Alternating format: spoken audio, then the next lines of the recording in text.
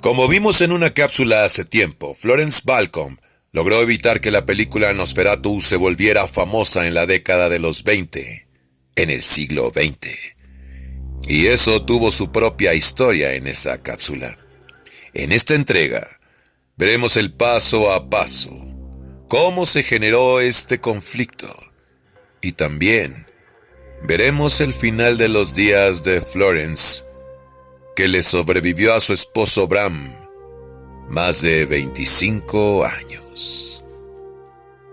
En 1922, la productora cinematográfica alemana Prana Film estrenó Nosferatu, una sinfonía de horror, dirigida por Friedrich Wilhelm Murnau. El material promocional de Nosferatu admitía abiertamente que la obra era una adaptación libre del Drácula de Bram Stoker. En abril de ese año, Florence recibió un paquete de manera anónima desde Berlín. Se presume que fue un fan de ella quien lo envió. El paquete anónimo incluía material promocional y el programa de la película. El material promocional anunciaba su estreno: Nosferatu, una sinfonía de horror, en el hermoso salón de mármol del Zoológico de Berlín.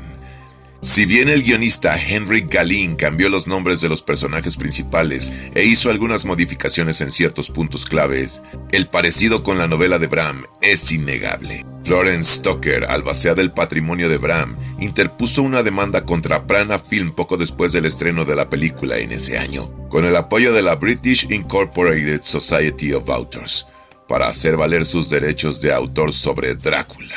Cuando Florence demandó por infracción de derechos de autor, Prana consideró que la mejor opción era declararse en bancarrota para que no se pagara ninguna indemnización. En julio de 1925, Florence Balcom ganó el caso, y un tribunal de Berlín, ante la declaración de bancarrota de Prana, dictaminó que la compañía debía entregar los negativos y copias de la película para su destrucción. La demanda interpuesta por Florence se debió en parte a su precaria situación económica. Si bien la orden judicial buscaba la destrucción total, la película sobrevivió en versiones modificadas y ya habían circulado pocas copias no autorizadas a nivel internacional. Comenzaron a resurgir copias de la película a finales de la década de los 20, y las primeras proyecciones estadounidenses se llevaron a cabo en Nueva York y Detroit durante 1929.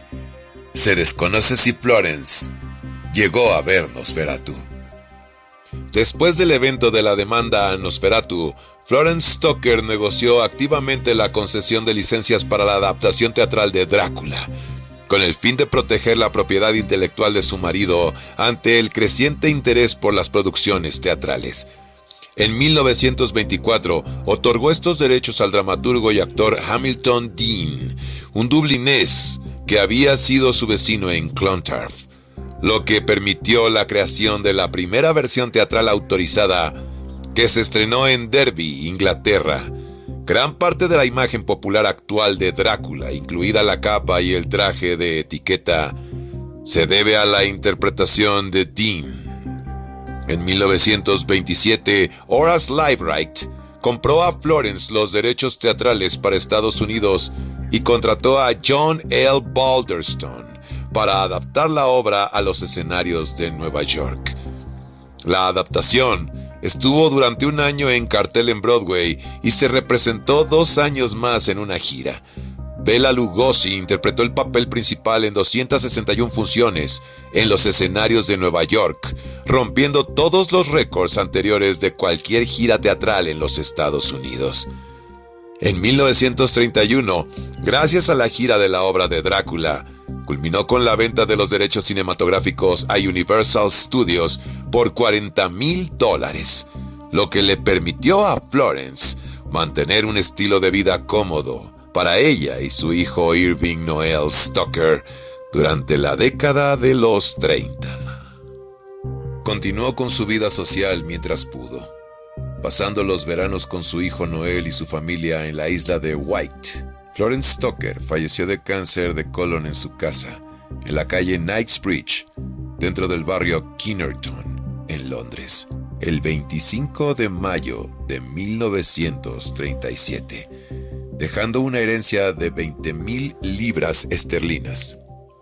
Fue incinerada en el cementerio de Golders Green, al norte de Londres, y sus cenizas fueron esparcidas allí en lugar de ser enterradas.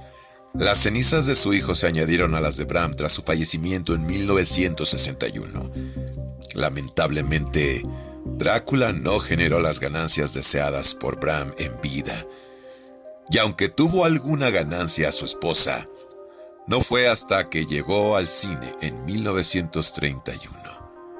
Florence pudo disfrutar una parte de las ganancias hasta sus últimos días, y como haya sido, fijó un orden en los derechos de autor en Gran Bretaña para la novela de su marido.